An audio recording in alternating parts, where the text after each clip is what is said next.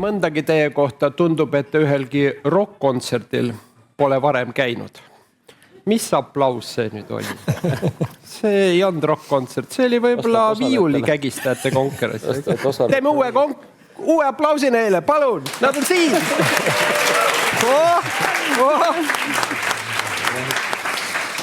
Hoopis parem. Ja kui te arvate, et minul on parem, ei ole, nendel on parem, sest nad tunnevad, et neid ihaldatakse siin laval. Nii, ja tervitame siis kiiresti uuesti üle, räägime, kes on kes. Ma panen kõigile sellised oma nimed, mulle meeldib panna oma nimed. Meil on Märt. Märt on tegelikult Dream Apply. Temal meeldib unistada. Märdi käes on 5 miljonit. 5 miljonit tudengit kogu maailmas, kes tahavad ülikoolide päästa. Tema on 5 miljoni mees. Järgmine on meil Lauri. Lauri on meil tegelikult 1,3 miljoni mees. Temal on nii, et tema käes on kõik riigiteenused, X-teed, Y-teed, Z-teed, kromosoomid, vist läks mööda veits, aga tema on 1,3 miljoni mees. Geenitehnoloog. Geenitehnoloog. Ameti järgi on Digiministeeriumi digiriigi asekantsler. Viimased 4 kuud, kui ma täpselt mäletan. Edasi, Toris. Toris on meil 4000 IT-ettevõtte president. Neid on natuke rohkem Eestis. 40 000. Nii palju ei ole. 14 000. Keegi ei tea. Igastahes Eesti kõik IT-ettevõtted, tarkvaraettevõtted, AI-ettevõtted, kõik ettevõtted peavad innovatsiooni tegema. Torise takti kepi. Ma mõtlesin, kumb ta eesti keeles on, et kas on see enne ja siis on takt või selle takti alusel. Seda ma hiljem näitan neile. Ja kohe te näete, kohe ta näitab teile. Ja last but not least on meil teile juba tuttav Olev Mait, kelle käest ma õppisin ära, on 800 perearstikeskust on tema kätes. Ja kõikide teie, ehk siis nagu ta ise ütles, kõikide teie 1,3 miljoni inimese, nagu öeldakse, terviseandmed. Nii et selle asemel, et seal mind siunata kommentaarides ja korrale kutsudes, mõelge, mida see inimene teie kohta teab. Ja sellega on sissejuhatus teinud, kõik on innovatsiooni kahurvägi, hakkame oma suure teemaga pihta. Pealkirjaks on siis, kas digiteenuste innovatsioon veab riik või erasektor. Ja juba on tulnud ministri tasemelt instruktsioon mulle ja mul on kohustus teile ära öelda, et siin pole mingisugust kahtlust, et riigi ametitel ja riigil on eestvedaja roll, mis puudutab innovatsiooni. Aga riik on juba ammu otsustanud teaduspõhises Eestis number 1, mida ma kirjutasin, teaduspõhises Eesti number 2, mida ma kirjutasin, et nemad raha ei taha nii palju panna kui ettevõtted. Ehk siis TA investeeringutest SKP-sse riik on eestvedaja, see on otsustatud. Minister praegu kirjutas mulle. Nemad panevad ainult 10%, ülejäänud peavad panema ettevõtjad. Sina oma 14 000-ga ja sina oma ettevõttega. Selline asi on otsustatud. Nüüd see on ka klatitud. Riigil on oma roll, riik on eestvedaja, palun ärge seda kahtluse alla siin pange. Tuleme teema juurde tagasi siis. Mis te arvate? Kas digiteenuste innovatsiooni veab riik või erasektor? Küsin uuesti. Palun, mis on nüüd teie arvamus? Toris, ma arvan, sa tahad kohe sekkuda. No, mul on tunne, et te otsustate ära just ju. Ei, see on minister. Milline minister? Ma igaks ei küsi. Aga tegelikult ma arvan, et see esimene asi siin ongi see, et seda saab teha ainult koostöös. Et üksinda innovatsiooni tegemine on sama hea, nagu ma ei tea, kiilakale lokke teha. Nagu, et seda saab teha ainult koostöös, et see tänane maailm on ikkagi liiga nagu mitmekesine, põnev, tehnoloogiliselt arenenud ja areneb jube kiiresti. Et pole võimalik, et üks inimene teab kõike. Pole võimalik, et üks asutus teab kõike ja suudab selle laia pilti vaadata. Et kui me inimese kodanikuna tahaksime saada horisontaalseid teenuseid ja siis arvata, et seda tehakse ühes majas, ja suudetakse see innovatsioon seal ühes kohas luua, siis no ei juhtu. Või siis tegelikult juhtub käkk. Nii et takes two to tango. Nii, sina oled suur investor ka startupidesse, ma kuulsin. See on ka startupides väga tavaline. Sul on vaja mitut tiimiliiget, sul on vaja mitut organisatsiooni, kes siis seda rasket teemat nagu innovatsiooni teeb. Üksi ei saa mitte midagi tehtud, eks? Absoluutselt. Aga kui siit edasi minna, kui sa nüüd vaatad oma siia kolleegi otsa, noh ütleme, kui lihtne, kuidas see eesti keeles on, kui lihtne sellise partneriga seda innovatsiooni teha on siis? Lauriga mul on usk, et on väga lihtne, me alles alustame lihtsalt. Jah, tema esindab riiki, kui lihtne seda innovatsiooni teha siis on? No, jah, et kui me nüüd võtame see, et laiemalt riiki, siis ei ole kõige lihtsam tuleb ausalt öelda. Et tekib väljakutseid loomulikult lihtsalt, et selles viisis, kuidas me koostööd teeme. Asi tegelikult on nendes viisides, ma arvan. Et inimeselt inimesele rääkides, ma arvan, väga äge. Ja ka avaliku sektoris inimesed, et ja täiesti nagu hingega asja kallal süda õige koha peal, aga siis tuleb asi välja hankes on ja siis avastad, et selle asemel, et hankida lahendus probleemile, hangitakse 50 töötundi, võiks teha 5 arendajat, soovitavalt üks neist võiks naine olla, üks äkki mõne puudega, et sobiks nagu, oleks uhkem komplektis ja võib-olla mõnel nendest võiks olla veel, ma ei tea, mis iganes punased küüned on ja. Ja siis ma loodan, sul ei ole midagi naiste vastu, aga ma saan aru, et sa ütlesid, on keeruline, aga kuidas sinu arvamus on? Kas siis on, kui sa nüüd Torise poole vaatad eraettevõtluse esindajale, kas on ka raske? Seal lava või seal tagapool juba öelda, et see tuleb iga paneel, et meil on liiga palju nõustumist. Et ma nõustun ka, et Torisega on väga lihtne ühele meelele jõuda, et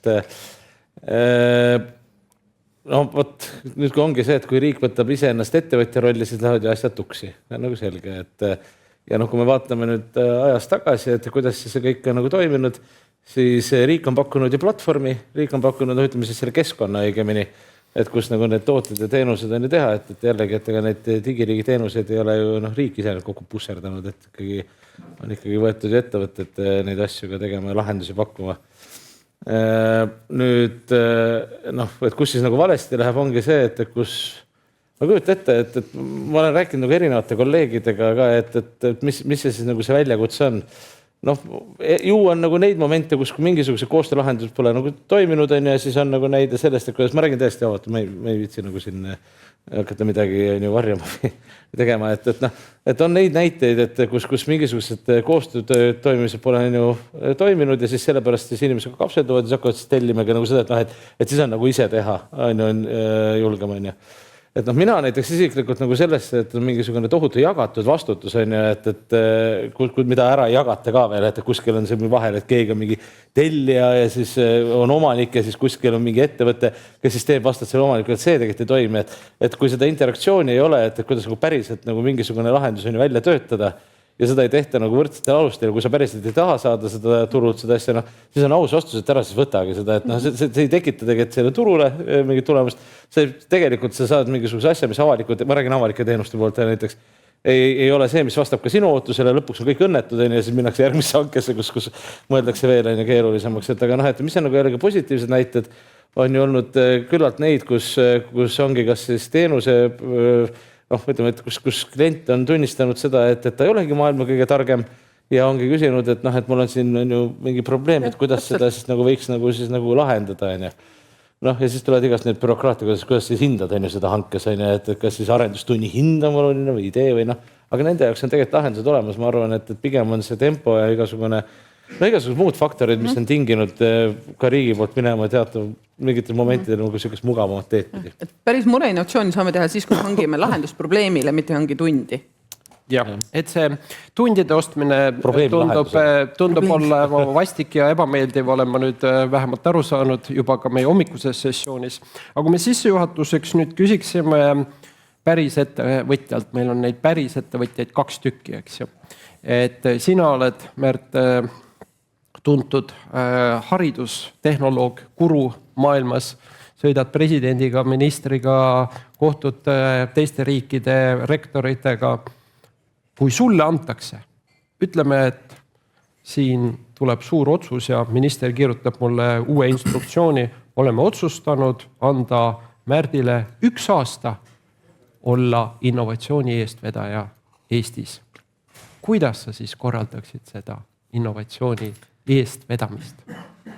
See on hämmastav, et mulle tuleb nii lihtne küsimus. Et 9 aastat olen innovatsiooni ökosüsteemi arendamisega Eestis tegelenud, et väga naelapea pihta haridusvaldkonnas just. Ja tänaseks on selle töö tulemusel, muidugi mitte ainult minu isiku töö tulemusel, on meil 100 haridusinnovatsioonitiimi Eestis. Sektor on üks kiiremini kasvavaid uusi majandusharusid Eestis. Meil on sektor eelmine aasta kasvas 100% ja jõudis 40 miljoni euroni. Et ta on väga silmapaistvalt nagu igate pidi, kui mõõta, siis on väga äge tulemus. Ja see on sündinud koostöös. Et Haridusministeerium, Majandusministeerium on olnud väga tihedalt seal laua taga. Startup Estonia on seda ökosüsteemi arendust eest vedanud. Ehk siis, kui lühidalt vastata su küsimusele, meil on vaja hoolitseda sellest, et inimesed, kel on ideid, kuidas midagi paremaks teha, antud juhul siis hariduses, et nad saaksid oma ideid võimalikult hästi realiseerida ja et neil oleks tugistruktuur olemas, et nad kasvaksid kõigepealt prototüübiks, siis kasvaksid MVP-ks, siis minimum viable product kasvaks ja mõned neist võiksid unicorniks ka saada päeva lõpuks. Et nii lihtne see ongi, et kui täna on meil 100 sellist tiimi, siis ma arvan, et selle konverentsi tulemusel võiks olla meil ikkagi eeldused loodud, et avalikus sektoris on 2000 innovatsiooniettevõtet näiteks 10 aasta pärast, kes kokku teevad vähemalt 2 miljardit euri ekspordikäivet. Aga mida sa konkreetselt teeks? Need olid väga suursugused mõtted ja unicornid ja äge, see on kõik nagu äge. Aga ma tahan juhtida sinna, et kui sa saaksid päriselt kogu innovatsiooni eest vedada selles toredas riigis nimega Eesti, mis sa päriselt teeks? Mul on sinu kolleegilt, kes saab ka kohe vastata, tema ütleb kogu aeg salaja mulle räägib, et tema käib Aafrikas ja siis Aafrikas ta käib sellepärast, et seal saab presidentidega kohe kokku leppida, et muudame seaduse ära, kõik peavad kasutama Dream-Apply'd, kõik peavad ostma Dream-Apply'd. Kas sa muudaksid midagi regulatsiooni, seadust, keelustaksid mõned ametnikud või vastupidi, teeksid neid juurde? Mis sa päriselt teeksid siis selleks, et see keskkond võiks puhkeda selliseks koostööks, et riigi esindaja ja ettevõtluse esindaja koostöös sünniks palju väga toredaid järeltulijaid? No, lihtsas keeles kõige paremini me saame aru sellest, mida on vaja teha, siis kui me küsime inimestelt, mis teid täna takistab? Nii, jah? Jah. Et ma toon ühe näite. Kolumbias käisin rääkimas ühel konverentsil ja siis alati peale rääkimist ma ikkagi kohtun ägedate särasilmsete inimestega, kel on ideid, kuidas midagi paremaks teha nende riigis. Ja siis küsisin siis nende inimeste käest pärast, et aga miks te siis ei tee? Miks te ei käivita mingit startup'i siis, et teha paremaks? Siis öeldi, et Märt, aga meie riigis ükski normaalne inimene üks asja peale ei mõtle. Sest ainuüksi äriühingu käivitamine selle jaoks, et üldse midagi hakata tegema erasektorist, võtab 2 aastat. No, et hästi Eesti kontekstis arusaamatu näide, sest meil on äriühingu käivitamine 15 minutit. Aga meil on ka väljakutseid terve hunnik.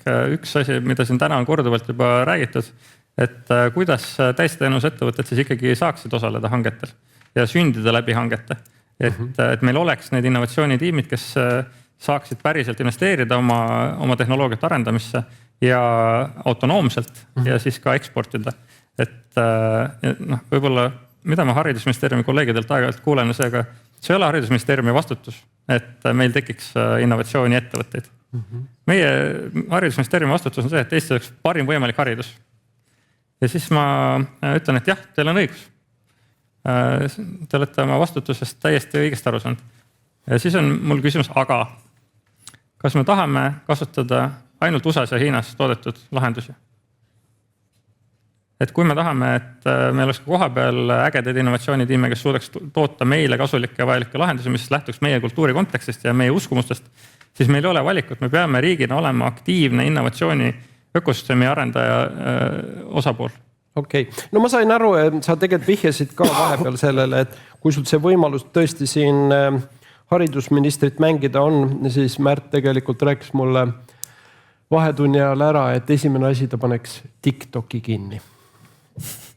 Lähme sama küsimuse sinu juurde.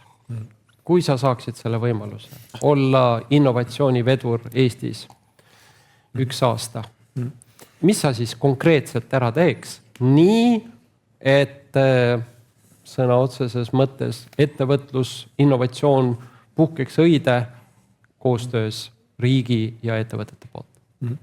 No üks asi oleks võib-olla ka siis selline võib-olla riiklik riskiinvesteering, et võib-olla, kuigi see on riskantne, 10-9 projekti lähevad vastu taevast, aga et võib-olla siiski ikkagi selline seemne raha panna ettevõtlusse, et võib-olla see on üks mõte. Ja teine asi, mis me siin ka hommikupoole arutasime, et ka võib-olla ka natukene nutikamad hanked, et need hanked on olnud head ja targad, aga võib-olla natukene sellise nutikama tellijana saaks tegelikult nendest hangetest rohkem. Et selles mõttes nagu ütleme näiteks kas või seesama Tervisekassa näide, et Tervisekassa tellis väga konkreetse klotsi ja ta sai väga konkreetse klotsi. Kõik on hästi, see on edukas, saavutas suure turuosa, kõik on hästi. Aga et kui seal oleks natukene võib-olla nutikust juures, võib-olla oleks ta saanud tegelikult selle teenusega aasta jooksul rohkem ja tegelikult saaksid Eesti patsiendid, perearstid parema teenuse, oleks upside ja võib-olla saaks ka kuidagi midagi ka jagada, ütleme seda plusspoolt, et ma panen nagu natuke raha alla, aga kui sa täidad need kriteeriumid, ütleme, võib-olla siis saan midagi tagasi või edasi, et võib-olla sellist nutikamat tellimist. Aga täpselt ma ei oska seda öelda, kuna ma sellise rollis ei ole olnud. No ma loodan, et see roll varsti ka võimaldatakse. Aga Doris, kuidas sa nüüd hindad sinu 2 kliendi nagu vastuseid ja mõtteid? Kas nendes oli piisavalt ambitsiooni, jõudu, tulevikku, kasvu, mida nad teeksid, mis läheb kokku ITL-i visiooni ja tegevuskavaga? Ei no, mõlemad ju räägivad oma valdkonnast ja teemast, kus nemad on nagu, teavad, kuidas teha, ja lähtuvalt oma äristrateegiast, et kindlasti on seda, et sinna saab lihtsalt veel, kuidas öelda, kruvi peale keerata. Et miks mitte vaadata hoopis niimoodi, et kui võtta kõik riigi digiteenused, siis kui suur hulk on nendest see, mida üleüldse riik ise peaks tegema. Ma julgen öelda, et tegelikult 2/3 võiks anda erasektorisse välja. Nii et 2/3 praegu riik sinu hinnangul teeb teenuseid, mida ta ei peaks tegema? Mida tegelikult võiks sama hästi ka erasektor teha. Et ma ei tea, kas kindlasti, ma ei tea, kalastusluba peab kindlasti andma riik ise välja või see võiks teenusena olla näiteks või see sama sisseastumiste infosüsteem, mis on haridusvaldkonnas, et kindlasti või et millega tegelikult me tekitaksime võimekust ettevõtetel luua tooteid, teenuseid, mida ka eksportida, millega nagu riiki raha sisse tagasi tuua. Mitmest teenusest me siis räägime, mis see 2/3 on? Palju Eestis digiteenused meil on see on nüüd huvitav, kuidas see nagu seda defineerid, et on olemas komponent, on olemas teenused. Ütleme, et 1000-st 750 on praegu, mis võiks ikkagi pooled anda Märdile ja pooled anda Olevile. Umbes nii. Kahtlustada on, et leiab rohkemgi. Jah. Nii et ütleme 1000 teenusest me räägime, mida saaks nii-öelda turule paisata. Võib-olla saab teisiti hankida neid ja aga selle juurde siis seda innovatsioonikomponenti rohkem juurde luua. Jah.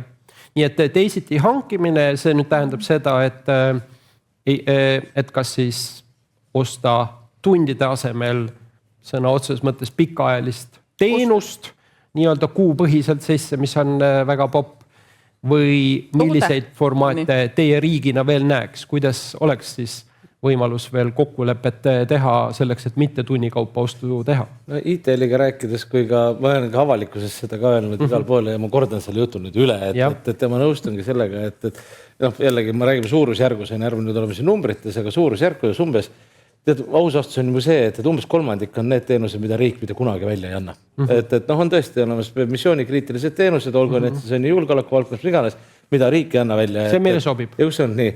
Siis nüüd on umbes, on jällegi mõistena umbes 1/3 on nagu sellised teenused, kus riik võiks tellida selle probleemide lahenduse, kus siis riik on ise täidesaatvõimu esindajana või kohaliku omavalitsus, iganes, see on ju riigi esindajana, on selle teenuse omanik ja teenuse osutaja, aga hangib nagu sisse kõik need vahendid, platvormi nimetame või ütleme siis selle teenuse, midagi siis teha.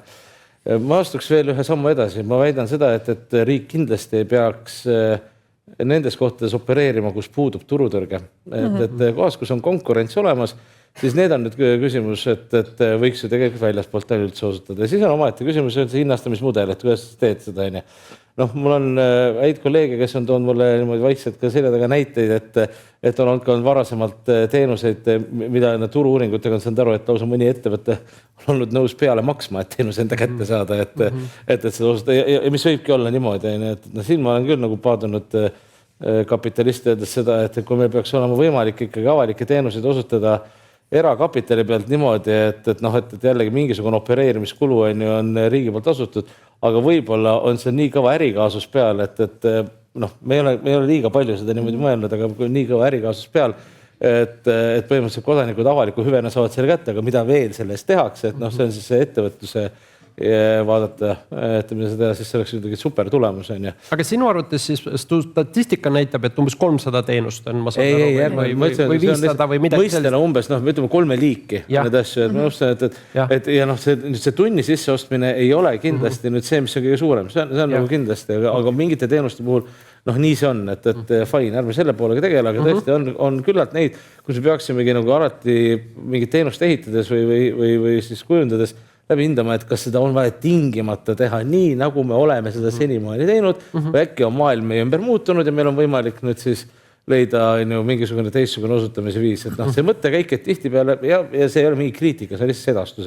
Et see mõttekäik jääb tihtipeale tegemata, sest kui sa mõtled seda, me oleme 10 aastat seda asja niimoodi teinud, ju me peame ka seda niimoodi jätkama. See on ju täiesti inimlik. Ja jällegi, ja siis tuleb muidugi see küsimus ka, et mis meil on vaja ettevõtetega kokku leppida, mida ma olen ka ITL-is rääkinud, et kui on olemas mingipoolne riigi tellimus, kus võiks nagu justkui olla selline joint venture, et läheme välja, teeme. Et siis on nagu nüüd see, et riik on ju avaliku rahaga missuguse riski võtab ja kuidas seda jagatakse ka ettevõttega, siis need asjad peavad paigas olema. Sest niimoodi ka nüüd ei saa, ma räägin avaliku rahaga opereerides niimoodi, et kogu riskipool jääb riigi kätte ja siis justkui ma ei tea, midagi on väljas. Aga jälle siin on ruumi rääkida, siin on ruumi rääkida intellektuaalsest omandist, siin on võimalik rääkida kõik sellest riskivõtmisest. Et seal on mitmeid ärimudelid. Mitmeid ärimudelid. On tunnipõhine ärimudel. Ja seal hulgas tegelikult on ka neid variante olemas, et need asjad, mis on justkui tehtud ütleme siis riigi raha eest ka tunnihinna alusel. Ega see ei ole ka nüüd välistatud, et neid asju võiks ka välja anda teatud opereerimisega. Et miks peaks ettevõte, kes näiteks, või ettevõtted, kes näevad, et seda teenus sobiks jumala hästi mudelina ekspordiks. Siis on vaja leida seal see lahendus, et kuidas võimaldada ettevõtetel ka seda kasutada ja kuidas riik annab siis selle enda sooja soovituse ja aktiivse aktiivse müügi võtma ka riigi poolt kaasa, et ettevõte saaks ikka... Tundub keeruline, et seal on mitmed ärimudelid, ega väga selgelt ei saa aru, kui palju neid on ja millised on.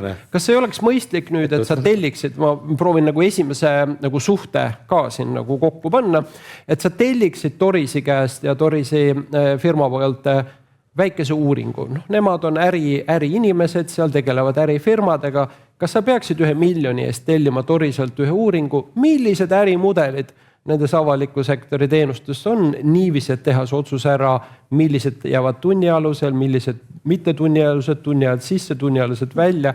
Kas peaksid ühe sellise miljonise uuringu tellima? Praktilisem inimene, et me räägime ikka Torisega ka sellest, et millised on need teenused, mida võikski teha riigis teistmoodi. Ma just teen praegu niimoodi miljonist ilma ju. Et mõtlen ära, et me lihtsalt koostööd teeme, et arutamegi neid. Ma ei taha midagi arvasti, Lauri, öelda, aga sa siiski, ma tuletan sulle meelde, et sa oled riigitegelane, sa oled asekantsler, nemad ei tea midagi, ei ärimudelist, ei tundidest, nad ei saa midagi aru. Aga nemad hommikust õhtuni ainult loevad numbreid ja ärimudeleid ja disaini ja nii edasi. Korrutavad sellepärast on lihtsam vaata. Ja, sa tahtsid jälle sinna tunnipõhiselt Torist sisse osta, aga Toris ei ole valmis. Toris tahaks müüa oma teenust, saad aru, ärimudeli analüüs teenust. Nii et minu arust see oleks mõistlik, et see jõuaks kuhugi see diskussioon, see väike tellimus Toriselt teha. Mis ärimudelid on, millised teenused tuleks anda välja? Siis oleks rahu majas. Tegelikult selles diskussioonis me olemegi tänane, et ka avaliku sektoriga ja ka selles, et teiste riikide praktikad on olemas, et kõikides asjades me ei pea nagu jalgadest leiutama või kõige lihtsamalt öeldes, et tee-ehitust ei tee riik ise, hangivad sisse. Järelikult tegelikkuses on võimalik seda teha ka nagu teistes postiteenuseid ka mitte, eks ju. väga hea, aga Märt, sinul oli käsi püsti. Mis sina nüüd selle kohta ütled? Mis me saaksime nüüd praktiliselt teha? Nad natuke nagu õrritavad, aga nagu ne ei taha sinna jõuda. Et sina ütle nüüd ettevõtjana. Mind hakkas tegelikult vahepeal väga huvitama, mida rahvas saalis mõtleb, et mis küsimusi üldse võiks arutada, sest et meil on päris korralik kahurivägi siin ees, kellel on pikaajaline kogemus, on ju riigisektori innovatsioonist koostöös erasektoriga. Et kindlasti sul on seal mingeid ägedaid küsimusi. Jah, ma proovin nad välja mõtta. Nii et sa tahtsid küsida, et mis teised küsivad ühe sõnaga. Jah, aga mul on üks point ka, et mulle tundub, et Eesti, kui me vaatame Eestit rahvusvaheliselt kaugelt, siis meil on ainult üks suur bränd riigina. Mis on see, et me oleme maailma kõige tegija e-riik. Siiamaani see veel töötab igal pool üle maailma, ma kohtan selliseid inimesi, kes teavad Eestit kui e-riik. Natuke teatakse, et on äge startup ökosüsteem, natuke teatakse, et on äge haridus, on ju. Aga kõige suurem on ikkagi e-riik ja digiriik. Ja ma paneks üks mõttelaua peale, mida ma sooviksin hea meelega kuulda pärast teie arvamust. Et peaks olema kriminaalne, et me ei kasuta enda parimat brändi oma rahva heaolu kasvuks ära. No eks ole, ma ütlen, et veel on see bränd. Me olemegi. Nii lihtne ongi. Nii, siin on mingi identiteedikriis ja Märt tahab kedagi vangi panna. Küsimus on selles, et kuidas me seda ära kasutame oma rahva heaolu ja jõukuse kasvuks. Et kui me ei hakka rakendama innovatsioonihankeid süsteemselt palju suuremas mahus, miks mitte 10-20% on ju sellest 6 miljardist, mis me kulutame maksumaksja raha. Mulle meeldis see sõna kriminaalne, et kas sa tahad vihjata selle peale, et kui neid innovatsioonihankeid juurde ei tule, et siis Lauri läheb nagu vangi või kuidas? Jääd maha. Okei. Tundub ka, et oled liiga palju Afrikas käinud. Meil siin demokraatiasüsteemides on liiga palju ära käi seal nende presidentidega palju Afrikas. Aga ma väga hea, kuna meil on tegemist tõelise ettevõtjaga, kes ütleb, et tuleb alati kliente kuulata ja tõesti lõpuks kes on klient? Nemad on klient, nemad kuulavad praegu. Kui nagu meil on ettevõtted, kes maksavad meile kordades rohkem maksusid ja pakuvad samal ajal teenust. Ma toon praktilise näite enne minu enda ettevõtte. Tänu sellele see ettevõtte tõenäoliselt kehtib üldse või toimib, et meil oli kunagi üks äge ametnik, kes vaatas, et mingi startup teeb kasulikku asja, et prooviks kuidagi nendega koostööd teha. Siis täna see ettevõtte toimetab 40 riigis ja maksab Eesti riigile maksudena üle 10 korra rohkem, kui riik maksab selle teenusest. Nüüd on nagu see, et siis hakkab vaikselt tekkima arutluse üle, et kes on klient siin olukorras? Ehk siis mina maksan ju riigile 10 korda rohkem, kui riik mulle maksab. Et kas riik on siis kliendi rollis või olen mina kliendi rollis? No sa erutad mind oma küsimustega, et ma olen 30 aastat maksnud kõik maksud Eestis ja olen palunud, et tõstke makse, ma tahaks veel maksta. Kusjuures ma ei ole kunagi suutnud helistada perearstikeskusesse ja saada perearsti juurde aega. Mitte kunagi. Sest ma ei suuda oodata seal telefonil. Alati olen võtnud see 109 eurot ja läinud nende eraputkadesse ja teha oma see asi ära, eks ju. Nii et see on äge, aga meil nüüd tõesti on küsimused ja küsimused on väga head küsimused. Ma tänan, ma julgustan, küsige veel, teil on väga head küsimused. Esimene küsimus ongi kriminaalsele Laurile. Kui Lauri Luht ütleb, et turutõrketa valdkondades võiks riik mitte ise teenust teha, vaid teenust osta, siis miks suure tähega bürokrati ja mitmeid muid keeletehnoloogiaid ikka riigis arendatakse? Miks neid arendatakse? Vali ikka sõnu ka, ega siis mees tahab kriminaalsust talle keerutada. No me oleme tegelikult ka välja öelnud seda, et siin edaspidi, ma saan rääkida sellest, mis edasi on. Et minu käest on mõttetu küsida küsimusi, et mis valikud teeti aastal 2019, et sorry, et siin ma nagu küll ei suuda nagu seda öelda. Aga me oleme nagu selgelt ka välja öelnud, et kogu selle edasise tehisintellekti ja ka agentse riigi või siis selle tegumipõhise või kratiriigi osas me ei suuda edasi liikuda siis, kui me ei kaasa ettevõtteid, nii et see on nagu minu vastus olnud ka mujal. Aga miks, miks? Võt siis, miks? No tundub, et Lauri nagu ärritus tähendab, et oli hea küsimus. Umbes nagu Donald Trump, kes ütles pahasti, kui küsib peale. Aga et lähme järgmise küsimuse juurde. Igaüks võib nüüd valida, kes tahab vastata, kuidas valmis oleme nii riigi kui ettevõtjatena innovatsiooni koostööks masinintellektiga, mis juba täna on meist võimekam, targem, nutikam ja muutumas. Ja inimesed laigivad seda küsimust. See on juba, ma vastan sellele ka ära, aga see ongi näiteks sama see, ütleme, gigatehaste initsiatiiv Euroopa Liidu oma. Ja siin on ju selge näide, et see ei ole mingisugune riigi asi, mitte riik ei tee seal mingisuguseid teenuseid, vaid see just ongi see hästi kõva chip-in ja ettevõtete poolt, enamik on ettevõtete poolt. Ja nüüd ongi see küsimus, et kuidas me saame neid, no jõuame sinna, et kuidas me need probleemid saame nüüd on ju välja niimoodi, et siis neid lahendus hakatakse ka välja töötama. Et see, kui ma viitan, et tehisaru pealt ei ole riik see, kes ise teeb. Ei ole riik, kes ise valmis programmeerib ja kõike teeb, et riik on siin selgelt, kui ei ole varem olnud, aga igatahes riik on siin tellija rollis, sest et ökosüsteemist tulevad ilmselgelt on ju lahendus. Austamaks küsijad, ma siiski korra küsin üles, kuidas valmis oleme, kas siis on riik valmis masinaga koostööd tegema või ei ole, mis sa arvad? Miks ei ole, meil on üks parimaid tegelikult stardi lähtekohtasid, kui me vaatame meie andmehaldust, meie andmemajandust, meie avaandmete teemat, meie andmekvaliteeti, siis siin ei ole meil absoluutselt millegi häbeneda. Pigem on see, et teistel on kõvasti järgi jõuda. Aga ma just enne ütlesin ka, et AI on paljudes riikides on PowerPointides seina peal. Hakkad küsima nagu seda, et aga mille pinnalt? No me siin praegu koostame andmestikke, no mille pinnalt seda AI. Aga kas mingi konkreetne nagu tööriist on ka olemas selles valdkonnas, mis juba kasutatakse? No selles mõttes, et krattide teema on nagu ilmselgelt on ju välja toodud, näiteks seal on see, aga jällegi masinõppe otsinguid või masinõppe on ju, seda tarkust on meil paljudel juba teenustel, 200 teenusel on tegelikult neid. Okei. Aga kui me nüüd läheme järgmisse valdkonda, mis puudutab sind, on sulle ka tulnud küsimus tervishoia valdkonnas, mis on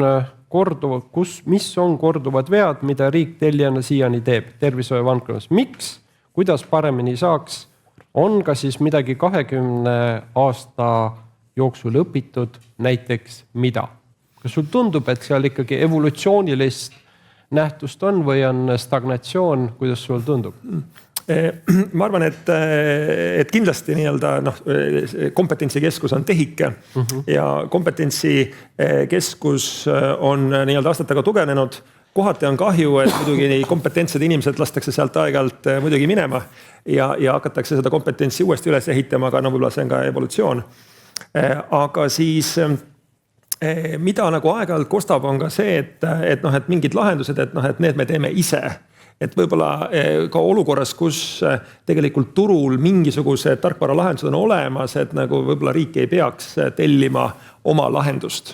Et näiteks see üllatab. See ei ole läinud tegudesse, aga ta sellise jutuna, et tellime ise. Et võiks erasektorit usaldada rohkem. Nii et ikka usaldusprobleem on meil selgelt olemas, eks ju. Tundub. Ja. Selge. Nii et vastajale siis või küsijale siis me ütleme, et 20 aastaga oluliselt midagi usalduse valdkonnas muutunud ei ole. Ma lihtsalt ütlen, et ma olen ka 25 aastat tagasi siin konverentsi lava peal on, seal öeldi täpselt sama asja, aga kuidas sinu hinnang on? Ei, no selles mõttes, et ikkagi on usaldust, et me saame riiki usaldada, see ei ole probleem. Rohkem kui vanasti. Ja. Väga hea. Nii, aga meie suuremad küsimused siin on nagu lõpuks hakanud raugema, aga ma siiski tooksin nüüd tagasi selle sisulise poole peale. Mida siis nüüd teha? Mida praktiliselt teha? Ja Doris, sa olid väga sõjakas krimiruumis ja ütlesid, et mina ütlen kohe ära, mida nüüd see roadmap peab välja nägema. Mis me peaksime tegema nende teenustega. Kas sa valgustaksid meile seda roadmapi, mida me peaksime siis päriselt tegema selleks, et ettevõtjad saaksid edukaks, aga riik, see mind instrueeriti, aga riik saaks oma innovatsiooni eestvedaja rolli uhkelt täita. Sa oled sõnade interpreteerimises väga osav. Ja. Aga üldplaanis, esimene asi tegelikult on see, et ma arvan see, mis Lauri ütles, mina ennem ütlesin, et muudame hankemudeleid, muudame koostöömudeleid, mitte hanke, vaid koostöömudeleid. Et muudame seda kohta. See on see üks asi, mida me saame teha. Vaatame, kas teine asi, ma arvan, et riik on tegelikult päris kehva mingite tegevuste ära lõpetamises. Aga muudame, sa tahtsid öelda seda, et see tunni ajaga ostud väiksemaks, vähemaks või tunni aja ostud targemaks? Mis see muutmise siis on? Tunni aja ostud väiksemaks. Okay. Nii väikseks kui võimalik mõtleks. Pigem ikkagi me hangime kas toodet, me hangime lahendust probleemile.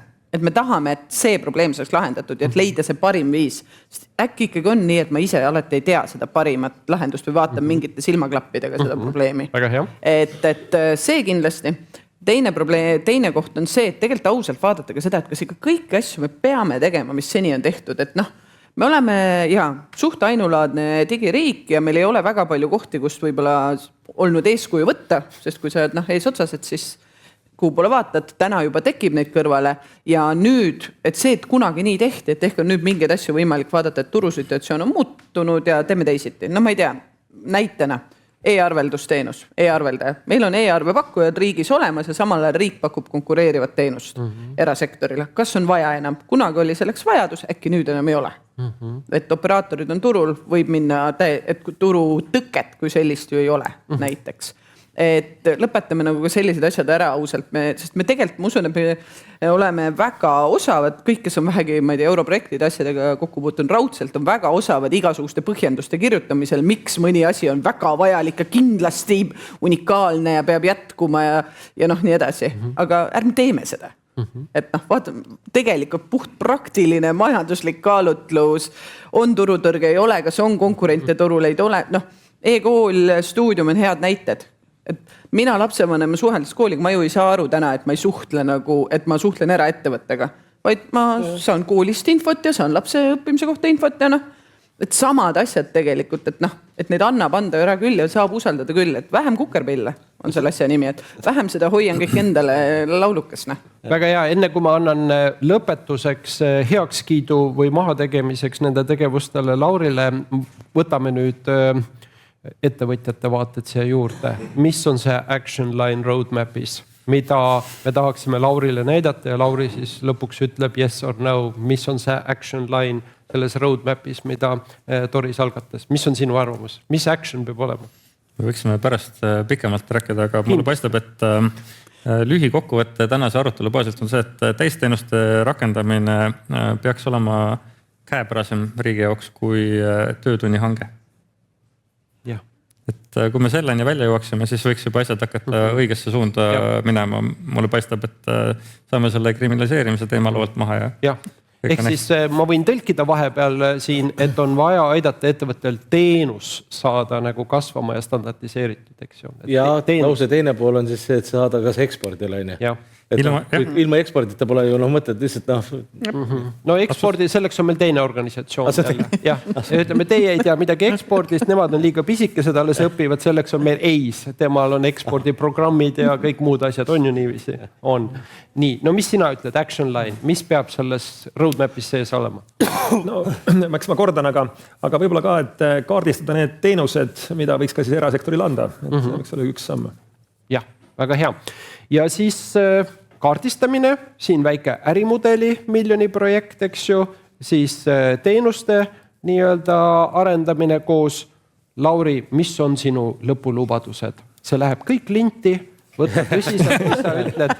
Meie ootame uskumatu innustusega sinu lubadusi. Mis nüüd saama? Lubadusi on hea anda, sellepärast, et õnneks vaata jällegi, et riik juhib ju kahe instrumendi. Üks on rahastus ja teine on regulatsioon. Et need on kaks mehhanismi. Ja õnneks ma väidan küll, et ajalooliselt on nagu see moment, et meil on võimalik realiseerida niisugune bürokraatlik mõiste nagu Vabariigi Valitsuse tegevusprogramm, kus on tegelikult need samad põhimõtted on kaetud. Riigikantselei juba alustas ettevõtetega juba enne minu aega, et selle juhendmaterjaliga, et kuidas rohkem teenuseid anda rohkem erakätesse.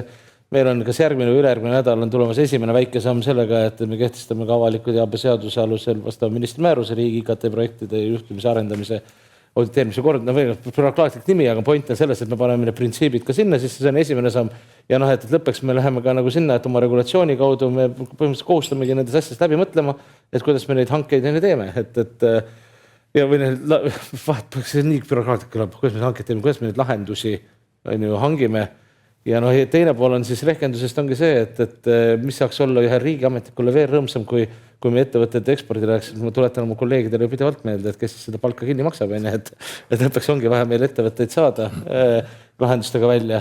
Ja siin tulebki nüüd mängu see, et kui me saaksime paika seda nende seadustega või seal on oma regulatsiooni, oma raamistik olemusega, aga ütleme, kui me suudame ka heas dialoogis kokku leppida, et kus tekib siis riski jagamine, et me saaksimegi mingite asjadega väljapool Eestit liikuda ja saadagi omad asjad välja, aga neid näiteid on ka, et kus meil tulevad välisdelegatsioonid, vaatavad peale, et ei saa jagada, et aga noh, et kui me saaksime need ka liikuma, siis ma arvan, et oleks ka väga hea, et siis minu esimene selgitus oligi nagu siuke bürokraatlik lubadus, mis on niikuinii töös ja see ongi selle näitel ja selle eesmärgil õigemini.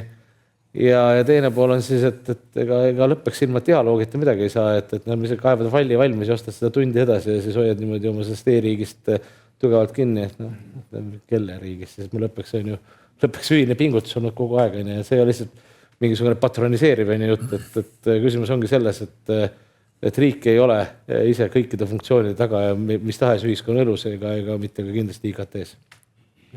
Väga hea, täpselt nagu meie Draamateatris hästi räägib, aga ühtegi lubadust ei olnud. Daamid ja härrad, see oli meie paneel, aga selleks, et sementeerida Lauri lubadus päriselt nendesse strateegiliste tegevustesse, teeme seda, mida me tegime hommikul. Näitame Laurile, tõuseme kõik palun püsti. Teised tõusid ka kõik püsti. Kehaline lubadus on nendel meeles. Teie alles õpite, kes ei olnud. Sina aitad meid. Niiviisi mäletate, kuidas oli? Mis oli esimene samm? Julgus. Mis oli teine samm? Usaldus. Ja kolmandat sammu teate. Näitame nüüd Laurile, kuidas asi käib. 3, 2, 1. Usaldus, julgus, innovatsioon. Ja. Aplaus Laurile ja paneelile.